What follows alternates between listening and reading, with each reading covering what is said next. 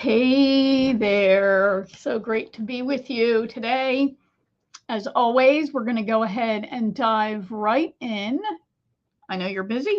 I am too. Crazy busy week and Friday. And today's a content co creation day in the pre sale and profit group. And I want to share some tips. We've been talking, I think last week I introduced the concept of radical candor and talked about the challenges of speaking and writing in a powerful way that communicates very clearly to your prospects, your clients, even to people in your personal life.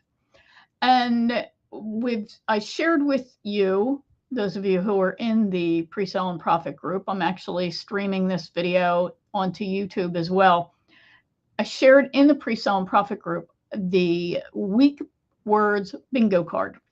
And you can probably Google it and find a list of weak words and phrases. And that information, once you start to tune into the language that you're using, you can really see how you have contributed to or created some of your own challenges with prospects and clients. And that's what we're going to dive into today. And I'm going to share some tips to help you get around that. I have some notes here, of course, so I'll be glancing down at them. And I have my second monitor over there, so you'll hear my pages crinkling. Winnie Anderson, obviously, for those of you who are watching me outside of the pre-sale and profit group. Okay, so the big issue that we all have is that we're working to position ourselves as the clear choice to our targeted prospects and clients. We are looking to practice the concept that I call pre-selling, which involves educate, elevate, inspire, and invite. And our vocal pattern and our writing pattern is part of pre-selling.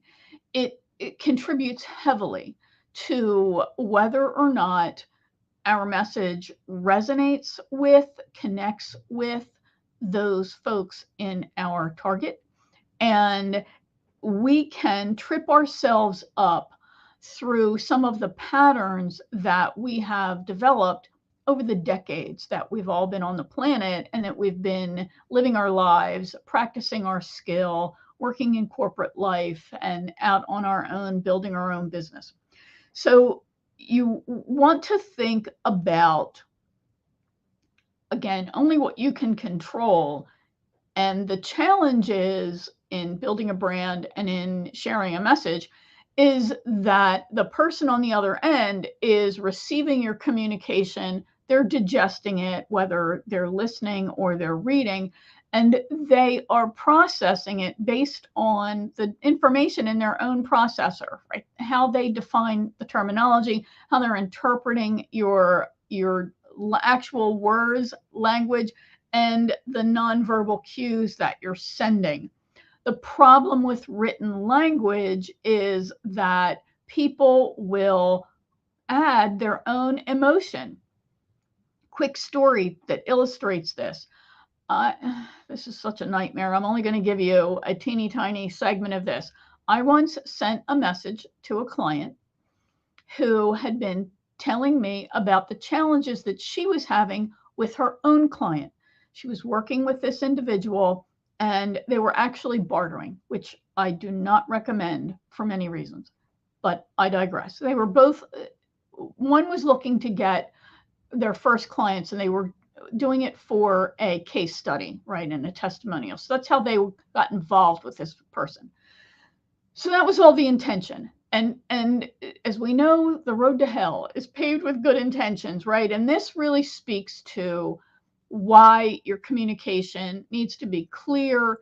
It needs to be just so crystal clear, and people need to understand exactly what is going on here and what your expectations are.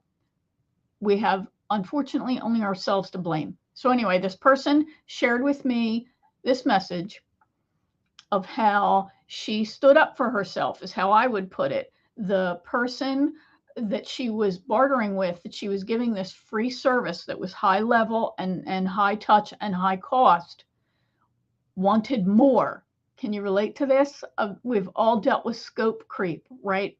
So we'll call her Jane. Jane is providing this service to Linda, and Jane is delivering the A to Z of this high-end service, high touch, high expense, and high value service. But Linda wants and expects more. So Jane had been giving more, and I was coaching her not to stop this. And finally, Jane stood up to Linda and put guardrails around, etc. So Jane sends me a message, and my response, and some of you who've worked with me will have probably heard this. I said to her in writing in the email, "Good for you." Right now, to me, I said that in a genuine, yeah, you spirit, right? I'm always happy when somebody stands up for themselves. That's wonderful. That's not how she read it. She read it with like a sarcastic tone. Oh, good for you, right? So now I've got this big drama that I must fix. This is a pain. Nobody wants to get sucked into emotional drama. I can't help the way she interpreted that. I don't know where it came from. We've been working for weeks together. Anyway, this is why video is so outstanding, because the person can really hear your tone.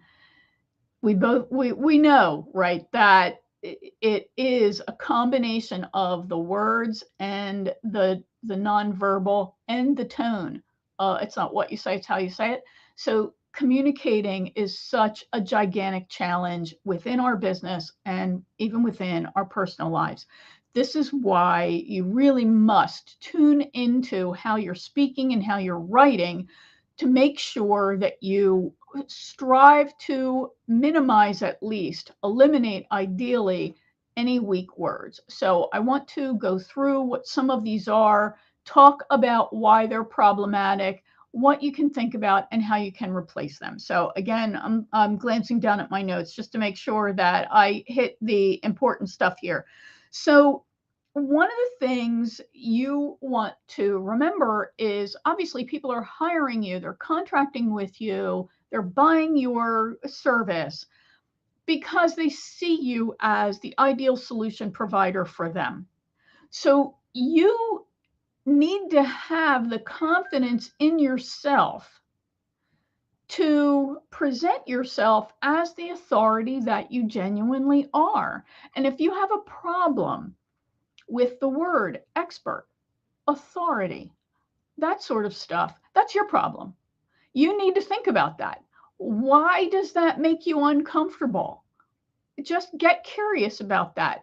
Ask yourself the question, boy, why do I bristle at using and thinking of about the word expert or authority connected to myself?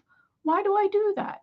Now, naturally, you're not going to say I am an expert, right? You're going to show that you're an expert through the sharing of great content, great information, which is the whole point behind pre-selling. It's why you use this as a strategy.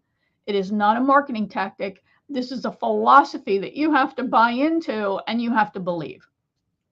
Okay, so you're going to think about, how do I display a lack of confidence, and why do I even have a lack of confidence? That's a whole nother ball of wax.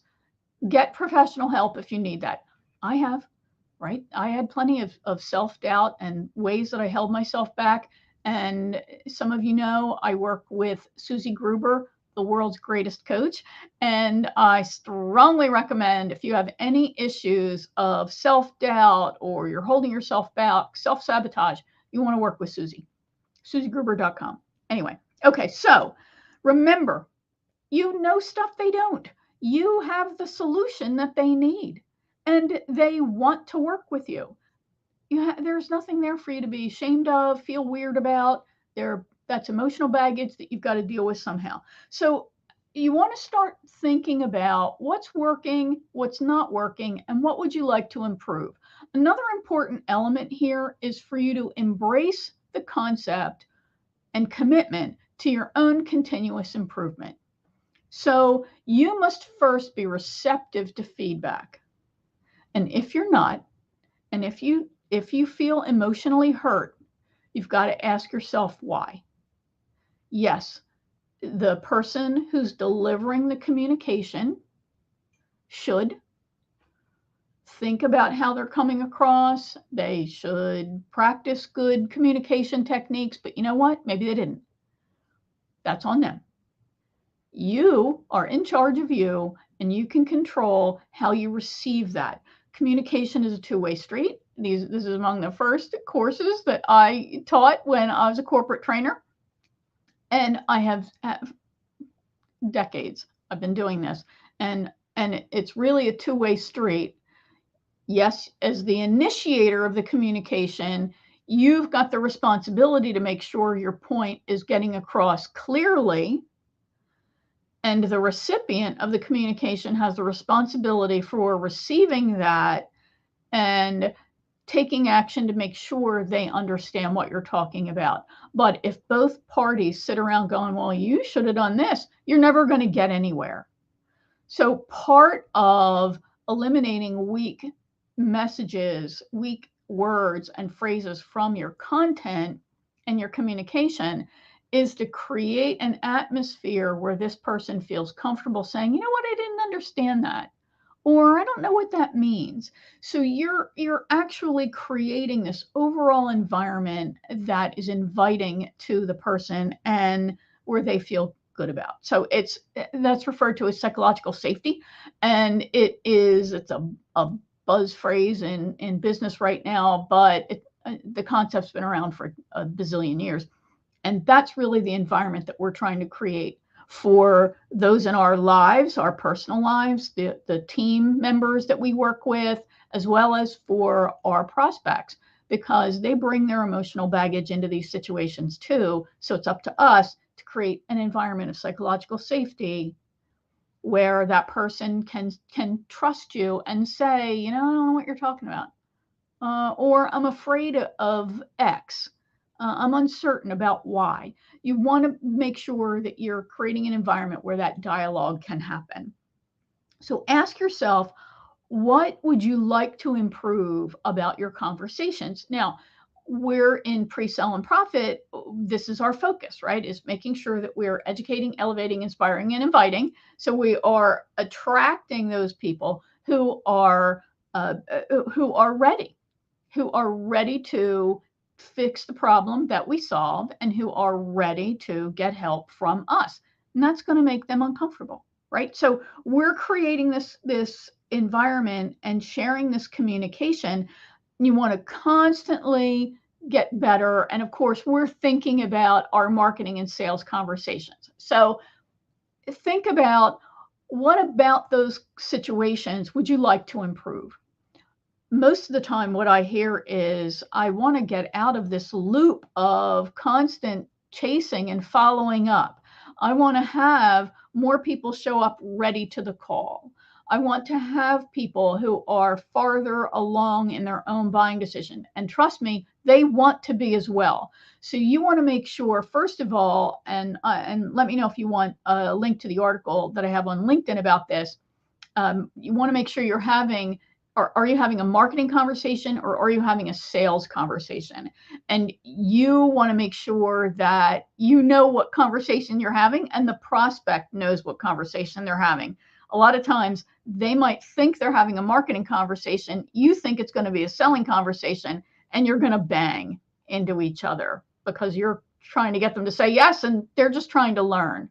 So anyway, I've talked about that in the past. Let me know if you'd like more information about that. Okay, so think about what you're trying to improve. What is the objective? One challenge that you may have is you might get into conversations with people who are all over the place. In the next video, next week, I'm going to talk about how you can take control of that conversation and really keep it focused and on point. starts with you. You've got to be organized and on point yourself. Okay, so let's take a look at the bingo card that I shared. I'm gonna share my screen off of Facebook. So I want to make sure that, let me see if I can actually find this on my screen where it would be a better image for you to read, because I'm looking at that tiny print on Facebook and it might not work. So bear with me just 1 second. Talk amongst yourselves. Post any questions or comments that you might have about your own conversations and communication and things that you know that you would like to improve on. Let's look at how I save this, of course, is a question. You might find that maybe you are not even getting the number of leads that you want, or maybe you are bringing in the same number of leads, but they're not closing. What's going on? And of course, this recessionary kind of environment, this happens. All right, I found it. So I'm going to share my screen. Where is the link to share my screen? There we go, share screen. Okay, of course, things change so much, and now I am, here we go, screen 2. Okay, here we go. So hopefully, yeah, that's not going to help. So I don't know if you can see this or not, but weak words bingo card includes things like sort of, I thought, a personal, or I think, a personal pet peeve of mine. We watch the weather every night. I live north of Niagara Falls, and we have a weather person who will come on, and when she's giving the forecast, she'll say, I think blah, blah, blah. I don't want to know what you think. I don't care what you think. I want to know what's going to happen. So if you have a tendency to say, I think, you really want to eliminate that from your conversation. People don't care what you think, they care what you know. They want you to speak in terms of facts. And you can say, this sign and that sign are all pointing to X. All right, we know your thought, that's the brain function, but anyway, it's a personal pet peeve of mine. So of course, should, right, that's a tough word to eliminate. There are lots of these just. I just want to do this. I just want to. So a lot of these words are filler words that we tend to use. So you really want to ask yourself, am I using, these are almost vocal tics. They're words that weaken your overall message and presentation. So you want to look at that bingo card, or if you're watching this on YouTube, you want to Google weak sales words, and you want to get a list of them and eliminate them from your speech pattern and from your writing as much as possible.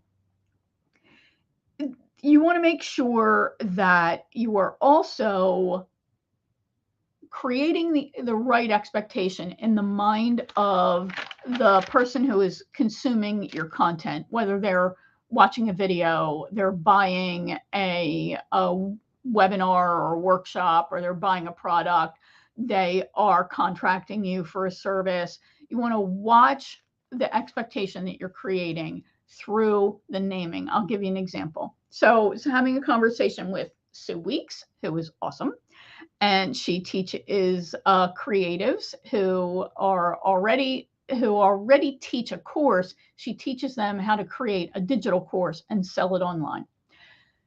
So we were having a conversation about this, and she was getting frustrated about how she sold this course, and then she would have a monthly Q&A session, but she didn't call it a monthly Q&A session. She called it a chat.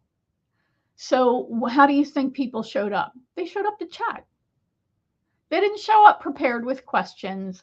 They didn't show up prepared to talk about problems with applying the lessons that she was teaching. They showed up to chat. So you want to look at all of your branding and your naming conventions, and are you naming things aspirationally and in a way that clearly communicates the expectation? Another pet peeve of mine is people who have a discovery call. What do I want to discover? Right? What am I going to discover? We know that this is a sales conversation that you're trying to have. And if the person doesn't know, then they're going to feel sandbagged when you try to sell them. So don't hide it. Call it what it is. I call my conversations their next best move. So we have a next best move conversation where we're going to discuss your situation and your problems. And I'm going to tell you what I think is your next best move. If I think I can help you, I'm going to share how I can do that, which means that I'm going to probably make you an offer. If I can't help you, I'm going to tell you that, but that's still your next best move. So that's why I named my conversations their next best move. Right? That's what we're having, a conversation about your next best move. So think about how you have named everything in your marketing and sales process, and does it create the right expectation in the mind of the buyer? So, and everything is sending messages to people all the time. Okay, so we talked about listening to your vocal patterns. One thing that you can do if you use Gmail is to add an extension to Chrome, the Chrome browser. It's called Just Not Sorry.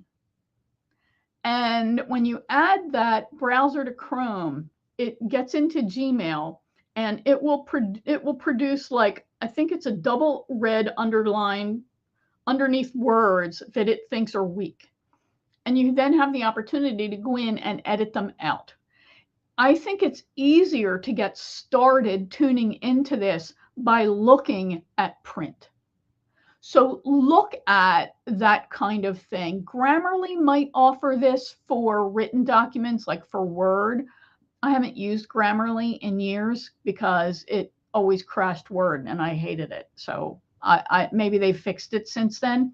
But Just Not Sorry is a great extension for you to start seeing the weak patterns in your own writing and eliminate them from emails. Now, one of the things that is on the weak bingo card are thank you phrases. So thank you for your time. Thank you for the opportunity. Thank you. I have mixed emotions about this. If you already have a relationship with people, saying thanks is almost a throwaway. I'm not telling you to not be polite. I'm not telling you to not be courteous, but you want to ask yourself and challenge yourself to whether you're doing this because you have a need to be liked, whether you're building a relationship, or whether it's just filler. What's going on here? And make those conscious choices. And you want to eliminate filler phrases. When we're having a conversation, we'll say, hey, how are you? And you don't really want to go down the rabbit hole of how that person is. And you also don't want to ask it and not mean it. So stop saying it. Just say hi. Now, if it hasn't been a while, or if it has been a while since you last spoke, and you want to have that kind of conversation and you genuinely want to know how they are, then be fully present in that moment. But there are times when, if you have ever lost control of a conversation, or you have found yourself in a conversation with a prospect or a client, and 20 minutes has gone by and you haven't really talked about anything substantive, that's a problem. So you really want to look at managing these calls. And this is why I keep notes in front of me a lot, because I'm trying to build this habit in myself until it becomes deeply ingrained. So I have an agenda that I work from, and I make notes to myself. So if you need that, do it. right? And there are lots of tips and tricks that you can use to keep yourself focused. So listen to your vocal patterns, add just not sorry if you use Chrome and Gmail. If you don't use Gmail, just start tuning into your writing as best you can. You also want to make sure, back to the whole process of creating expectations, you want to make sure that you're using a technique that's called vanguarding. I'll explain this in next week's video when I'm here talking about becoming what's called radically candid, as from the book Radical Candor, and creating this expectation around using your language. You want to set clear expectations with the person. And a great way to do that is in video. Sending people a quick video that is a few minutes long that tells them I think of it as the administrative stuff that's going to happen in maybe it's a session that you're helping a client prepare for. Organize those videos so that you're using this vanguard technique where you're telling them, you're answering questions ahead of time, you're telling them what to expect, you're telling them how things will roll, and okay, now I know. And even tell them that I'm sending you this video so we can get this administrative stuff out of the way, and then spend 99% of the time on our call talking about substantive things, right? Help people understand why you're using this technique. More on vanguards next week. Okay, so and this gets back to then using video. I love video. I use it more and more often, and video has and is truly changing the way sales and buying are happening. The pandemic 3 years ago, wow. The pandemic forever changed how people buy. The world stopped. There were no more face-to-face meetings. Suddenly we had to have digital meetings. That meant digital selling. And that meant also that people who were already using the internet to do their into solving a problem now did it even more. So they discovered that they can make a purchase without talking to a salesperson. I promise you, over the next several years, you will see drastic changes to who is successful in selling. And it's going to put more of a burden on marketing. It means that you've got to be found in search engines. It means you've got to produce great content so that you can pre-sell, educate, elevate, inspire, and invite. And it means that people are going to expect you to use video as part of the marketing and selling process. So I really just encourage you to use video. If this is something that you would like more training on, let me know, say more video below, and I will look at putting something together. I was thinking during my prep for this morning, I was thinking, maybe I would put together a communication workshop where I could provide some training, really super small group, on how to use video in your prospecting conversations as part of your daily business life. And happy to do that if there's enough interest. So next, you want to practice, practice, practice, and prep, prep, prep. That's what this is all about. So you know how to operate the technology, so you know what you're going to say, and you are doing it confidently, and you're not self-conscious about how you're coming across. You might even want to consider that joining Toastmasters. Now, I haven't looked into this in ages. Sorry, but I have to take a sip. I haven't looked into Toastmasters, so I don't know what they're doing in terms of, are they back to doing live sessions? Have they embraced completely digital as well? What's that all about? Toastmasters, of course, is the community group. It's a membership organization where you constantly public speak. You have to do all kinds of different types of presentations, and it's designed to build that confidence in you as an effective public speaker. Tremendous organization. They do great work and they make a real difference in the lives of their members. So can't say enough good things about them. I took public speaking in college and have continued to take public speaking training. So I haven't been a member of Toastmasters. I just know people who have. Can't say enough good things about them. Okay, so consider joining Toastmasters in your area.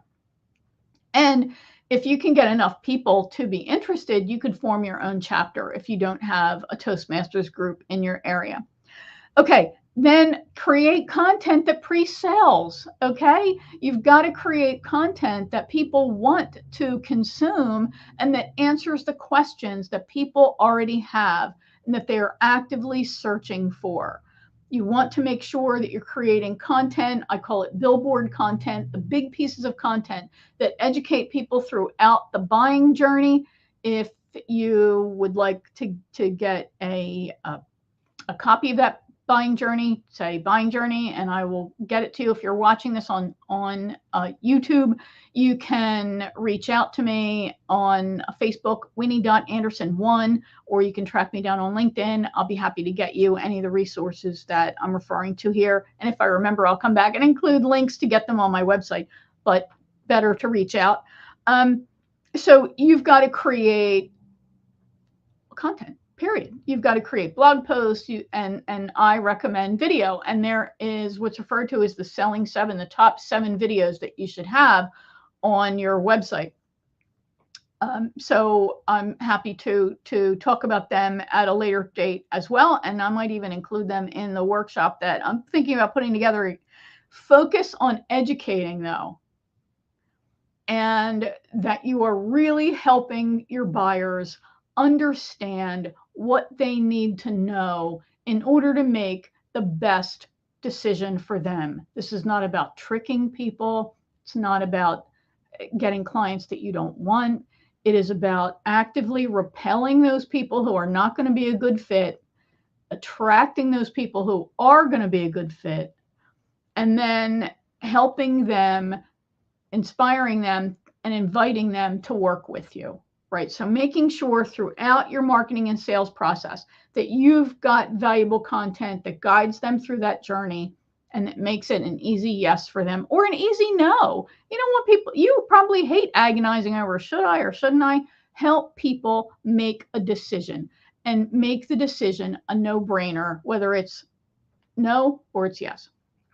And then use video, as I said, and especially use it in your emails, but as well as through your entire marketing, selling, and your onboarding process with new clients. We want to make things seamless, eliminate friction wherever possible. And video is one of the strongest things to help you do this. So you want to build your own confidence, but you also want to build confidence in your prospects, in your clients, in your students, whatever is the language that you use, your patients. You want to build trust in them. It's a critical part of confidence. And this will help show that you're organized, that you've got a process, that you've got a system, that things work together, and it will make them feel good. Remember, marketing is attraction, then it's helping them decide. And then once they buy, you're still marketing, but the focus converts to retention. You don't want people to refund. You want people to take action. You want them to feel confident that they decided to work with you. You don't want them to second guess. And onboarding them is a big part of that. And video plays a very strong role. Okay, so real quick, speedy recap. To communicate powerfully, be confident. Think about your own obstacles, your own vocal patterns, your own writing patterns, and the story that you're telling yourself about why and how you're doing that. You want to add the Just Not Sorry extension to Chrome. Use that with Gmail. Tune into your writing in your emails so you can start tightening those up and eliminate those words from your writing. And then that will help make it easier to eliminate from your vocal patterns. Use video often, right? And there are plenty of ways for you to get practice doing that. One is to start a free Facebook group, make it completely private and just be you, and go in and do live video to practice. Consider joining Toastmasters or forming your own Toastmasters chapter, and create content that pre-sells you, and add video everywhere in your process. As I said, I'm thinking about putting together I'm just going to call it a communication training for folks who want to use more video and who want to focus on how to organize their messages and make these messages impactful. Let me know if you're interested in that. I'll only do it if there's enough interest. And then also, what else? Next week, in the content co-creation session, instead of another work session, I'm going to be doing another video to wrap this whole idea up about being radically candid. And I'm going to talk about vanguarding and how you can use vanguarding to head problems off at the pass and build your presence and positioning as an organized expert. All right.